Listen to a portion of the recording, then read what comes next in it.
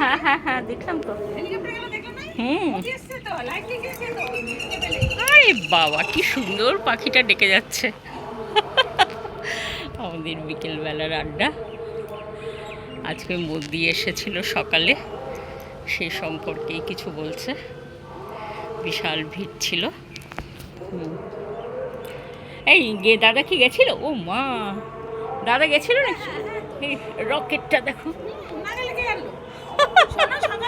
না, ওরা দাদা কি মোদির দেখতে গেছিল? তোমার মাথা খারাপ, ও সমুদ্রে গেলে নামবে না, ও নিজেও যাবে না, আমাকে কেন দেবে? আর এই এই একই রাহুলের বাবা কি করছে জানো?